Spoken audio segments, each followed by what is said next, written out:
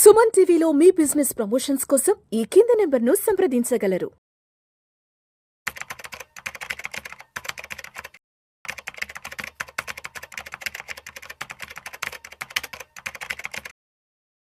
నమస్తే, welcome to Vishnu talks. నేను మీ విష్ణు. ప్రస్తుతం నాతో పాటు amphi registered mutual fund distributor wealthy Chakradhar గారు ఉన్నారు. వారితో మాట్లాడదాం. సార్ చక్రధర్ గారు నమస్తే. సార్ నమస్తే sir. Sir welcome to Vishnu talks. Thank you అండి. సో చక్రధర్ గారు, ఈక్విటీ మార్కెట్ సిచ్యువేషన్ చూస్తున్నాం కదా, ఆల్మోస్ట్ ఒక 1 year వెనక్కి వెళ్ళిపోయినాయి. సెన్సెక్స్ విషయానికి వస్తే ఏమో 74,000 75,000 అక్కడ ఉంది ప్రస్తుతానికి. నిఫ్టీ విషయానికి వస్తే 22,000కి వెళ్ళిపోయింది. లాస్ట్ ఒక 6-7 months బ్యాక్ మార్కెట్స్ మనం ఆల్ టైమ్ హై 85,000 86,000 దాకా చూసాం. ఇది సెప్టెంబర్ చివరాకర్లో. సో అది ప్రస్తుతానికి equity market situation. So Dalal street మళ్ళీ ఎప్పుడెప్పుడు పునర్వైభవాన్ని సంతరించుకుంటుందా అంటూ కూడా ప్రతి ఒక్కరు కూడా ఈక్విటీ మార్కెట్స్ లో వెయిట్ చేస్తున్నారు. కాబట్టి మనం ఒక్కసారి పిఎంఎస్ గురించి మాట్లాడుకుందాం. సో అసలు పిఎంఎస్ లో ఇన్వెస్ట్మెంట్స్ పరిస్థితి ఏంది, అండ్ పిఎంఎస్ లో ఇన్వెస్ట్ చేసిన వాళ్ళు సో ఇప్పుడు మార్కెట్స్ ఎలా కంపేర్ చేసుకుంటున్నారు అసలు? మంచి క్వశ్చన్ అడిగారండి. పిఎంఎస్ లో యాక్చువల్గా చూడండి, పిఎంఎస్ అనేది కూడా ఈక్విటీ రిలేటెడే. అందులో కూడా కేవలం ఉండేది మన స్టాక్స్ మాత్రమే ఉంటాయి. సో మనకి చూస్తే ఇండెక్సెస్ మీరు తీసుకుంటే కనుక లార్జ్ క్యాప్ ఇండెక్స్ ఉంటుంది, అలాగే mid cap index, small cap index, అలాగే మొమెంటమ్ ఇండెక్స్, ఇట్లా మనం చూస్తున్నాం. సో రకరకాల ఇండెక్స్లు ఉన్నాయి. ఇందులో భారీగా పడింది ఏంటి అంటే మొమెంటమ్ ఇండెక్స్ బాగా పడింది అండి. అన్నిట్లోకి కూడా మొమెంటమ్ ఇండెక్స్ బాగా పడింది. సో అలాగే మనకి పిఎంఎస్ లో చూసినా కూడా మొమెంటమ్ సంబంధించిన కొన్ని పిఎంఎస్లు ఉన్నాయి, లైక్ ఎన్జే వాళ్ళ మల్టీ క్యాప్ కావచ్చు, ఇట్లాంటివన్నీ కూడా. సో ఇట్లాంటివన్నీ కూడా దగ్గర 25% దాకా పడ్డాయండి. అంటే 1 crore పెట్టిన వాళ్ళకి 75 lakhs ఆ రేంజ్ లోకి ఇవాళ పడింది మార్కెట్. ఇండెక్స్ ఎలా పడిందో అలాగే పిఎంఎస్ కూడా అంత కరెక్షన్ తీసుకుంది. అలాగే చూస్తే మనకి ఈ బ్లూ చిప్ కేటగిరీ ఏదైతే ఉందో అది హార్డ్లీ మనకి 10% 8% పడిందండి, లార్జ్ క్యాప్స్. సో అలాగే బ్లూ చిప్ ఉన్న కేటగిరీలో ఉన్న పిఎంఎస్లు కూడా మనకి అంతవరకే పడ్డాయి. సో మనకి ఎలాగ మిడ్ క్యాప్ స్మాల్ క్యాప్ చూస్తే 15% 16% రేంజ్ లో పడ్డాయి. అది కూడా అలాగే టెంపరీగా చూడండి. మార్కెట్ లో ఫాల్ అనేది జరిగినప్పుడు ఏమవుతుందంటే ఇండెక్స్ ఎలా పడతాయో అనుగుణంగానే పిఎంఎస్లు పడతాయి.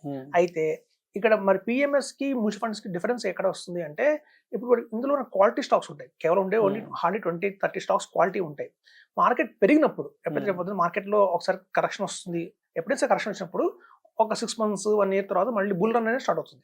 సో అలా బుల్ రన్ స్టార్ట్ అయినప్పుడు మిగతా ఇండెక్స్ కంటే కూడా మించి పెరిగేది ఏమైనా ఉన్నాయి అంటే అవి ఎస్పెషల్లీ మన పిఎంఎస్ అని చెప్పచ్చు. ఎందుకంటే ఇందులో ఉన్న క్వాలిటీ స్టాక్స్ ఏవైతే ఉంటాయో అన్ని కూడా మనకి ఎఫ్ఐఎస్ మళ్ళీ వచ్చినా కూడా రేపొద్దున డొమెస్టిక్ ఇన్వెస్టర్స్ కూడా ఇన్వెస్ట్ చేయాలి అన్నా కూడా, ఇప్పుడు చూడండి మార్కెట్ హైలో ఉంది అనుకోండి, బుల్ రన్ లో ఉంది, బాగా మంచి ర్యాలీలో ఉంది అన్నప్పుడు అందరూ ఇష్టం కొనేస్తారు స్టాక్స్. వెనక ముందు ఆలోచించరు. అది కళ్యాణ్ జ్యువెలర్స్ కావచ్చు, అది బంధన్ కావచ్చు, ఎస్ బ్యాంక్ కావచ్చు, మన వోడాఫోన్ అని ఏమైనా పెనీ స్టాక్స్ కొనేస్తారు, అన్ని కొనేస్తారు. కానీ ఎప్పుడైతే ఈ భయంకి గురైన తర్వాత, ఒక పానిక్ సిచ్యువేషన్ గురైన తర్వాత, ఎప్పుడైతే మార్కెట్ స్టేబుల్ అయ్యి మళ్ళీ పెరుగుతుంది అన్న టైంలో ఇలా రిస్క్ తీసుకోరు. పెన్నీ స్టాక్స్ కిను ఇలా వాటికి జోలిపోరు. అంటే ఎలా ఉంటుందంటే, మార్కెట్స్ బాగా బుల్ ర్యాలీలో ఉన్నప్పుడు ఆ స్టాక్ కి సంబంధించిన టెక్నికల్స్ ఫండమెంటల్స్ ఏం చెక్ చేసుకోరు.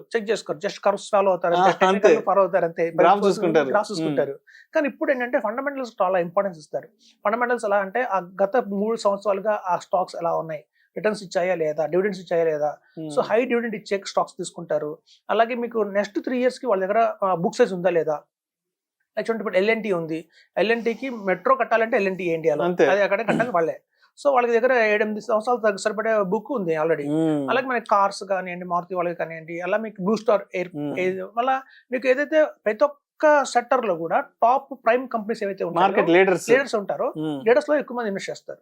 సో మనకి ఆటోమేటిక్ గా పిఎంఎస్ వాళ్ళందరూ కూడా అలాంటి స్టాక్స్ తీసుకుంటారు. కాబట్టి మీకు బుల్ రన్ లో డెఫినెట్ గా ఇక్కడ బేర్ మార్కెట్ అయిపోయిన దగ్గర నుంచి మళ్ళీ బుల్ రన్ లో ఈ ర్యాలీలో ఏవైతే ఉంటాయో ఖచ్చితంగా అలాంటి స్టాక్స్ వాళ్ళు పిక్ చేస్తారు. కాబట్టి జనరల్ గా మనం ఇండెక్స్ కంటే కూడా మ్యూచువల్ ఫండ్స్ కంటే కూడా పిఎంఎస్ లో అత్యధికంగా రిటర్న్స్ అయితే బాగా చూస్తాం మనం. ఇప్పుడు చూడండి, పిఎంఎస్ బాగా అవేర్నెస్ బాగా పెరిగింది మార్కెట్ లో. బై 2030కి కూడా 1 lakh crores వస్తుంది ఈ పిఎంఎస్ లో అంచనాలు ఉన్నాయి బాగా జనాలందరికీ కూడా. అలాగే సర్వేస్ కూడా అదే చెప్తున్నాయి. ఇప్పుడు గతంలో చూస్తే మనకి 20,000 crores హార్డ్లీ, మనం 2000 లో కూడా ఈ మార్కెట్ అంత పెద్ద మార్కెట్ లేదు. ఇవాళ మనం 40,000 crores లో ఉన్నాం. సో అలా బ్రహ్మాండంగా పెరిగినాయి. ఎక్కడ 2,000 crores, అక్కడ 40,000 crores. సో ఇంత వేరియేషన్ వచ్చేసింది. సో ఇప్పుడు అందరూ కూడా ఏంటంటే, ఇంత మనం ఉన్న బిజీ లైఫ్ లో మనం సొంతంగా నిర్ణయం తీసుకోలేము, హై ప్రొఫైల్స్ మెయింటైన్ చేయలేము. ఇప్పుడు చూడండి, ఒక 10 లక్షలు అనుకోండి మనం సొంతంగా ఇన్వెస్ట్ చేయొచ్చు. 5 lakhs అంటే మనం సొంతంగా ఇన్వెస్ట్మెంట్ చేయొచ్చు. ఎప్పుడైతే గణనీయంగా మన వాల్యూమ్స్ ఆఫ్ ఇన్వెస్ట్మెంట్ పెరుగుతుందో 50 lakhs 1 crore 2 crores వచ్చినప్పుడు ఎవరు రిస్క్ తీసుకోవడానికి ఇష్టపడట్లేదు. సో మనం ఇంత మొమెంటం ఎంత కష్టపడ్డా కూడా మనం ఆ స్టాక్స్ మనం పిక్ చేయలేము. 360 degrees చదవాలి. మనం కేవలం ఏదో ఒక ప్రజలు చెప్పారు కదా, ఒక అడ్వైజర్ చెప్పారు, లేకపోతే ఒక యూట్యూబ్ ఛానల్లో ఎవరో వచ్చి చెప్పారన్నో మన స్టాక్ కొనేవాళ్ళం ఒకప్పుడు. కానీ ఎప్పుడైతే మన వాల్యూమ్ ఆఫ్ సైజ్ పెరుగుతున్నప్పుడు మనం అట్లాంటి రిస్క్ తీసుకోవడానికి ఇష్టపడట్లేదు చాలా మంది.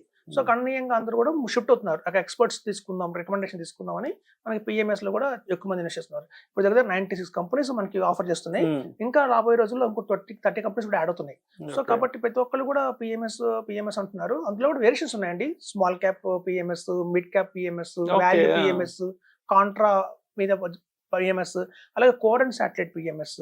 సో ఇప్పుడున్న మార్కెట్ కండిషన్స్ లో మేము ఎక్కువ మంది రికమెండ్ చేస్తుంది core and satellite PMS recommend చేస్తున్నాము. At the same time blue chip quality stocks ఏవైతే ఉన్నాయో ఆ పిఎంఎస్ రికమెండ్ చేస్తున్నాం. చూడండి, ప్రతి ఒక్క ఫాల్ ఎప్పుడైతే మార్కెట్ లో ఒక ఫాల్ వచ్చిన తర్వాత అది గుణపాఠమే. ఎందుకంటే మనం అయ్యో మన చేతులు కాల్చుకున్నాం, ఇప్పుడు ఏం చేయాలి నెక్స్ట్, ఎవరైనా మిస్టేక్స్ నుంచి మనం నేర్చుకుంటాం. సో అట్లాగే పిఎంఎస్ వాళ్ళు కూడా ఓకే ఇలాంటి ఫాల్ ఎప్పుడు చూడలే. ఎంతసేపు ఏదో కోవిడ్ వచ్చింది, అది కోవిడ్ కూడా ఆ టైంలో ఫస్ట్ టైం చూడటం, ఎవరు చూడలే అంత ముందు. అందుకు కోవిడ్ అనేది లేదు. సో అంతకుముందు చిన్న చిన్న బబుల్స్ వచ్చేవి మార్కెట్ లో, టెక్ బబుల్ అని అలా వచ్చేది, ఏదో రెసిషన్ అనే వాళ్ళు, ఇట్లాంటి ఫాల్స్ చూసాను తప్ప అలాంటి ఫాల్స్ కూడా మళ్ళీ రికవర్ అయ్యేవి. కోవిడ్ నుంచి అందరికి ఒక క్లారిటీ వచ్చింది ఏంటి అసలు వాట్ ఈస్ మార్కెట్. ఇప్పుడు ఈ ట్రేడ్ వారు ఫస్ట్ టైం వింటున్నారు అందరూ. ట్రంప్ టారిఫ్లు అనేది ఇంతవరకు గతంలో చూడలే.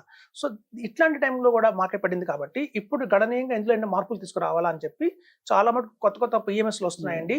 మ్యూచువల్ ఫండ్స్ ప్లస్ అని ఒక పిఎంఎస్, అలాగే ఆల్ ఇన్ వన్ అని ఒక పిఎంఎస్, ఇట్లాంటి పిఎంఎస్ లో కూడా వేరియేషన్స్ వస్తున్నాయి. అంటే అట్లాంటి బిజినెస్ సైకిల్స్ అయినా తట్టుకోగలగాలి అన్న థాట్ లోనే కొత్త పిఎంఎస్ వస్తున్నాయి. సో మనం దీని గురించి మళ్ళీ డిస్కస్ చేద్దాం వేరే ఎపిసోడ్స్ లో.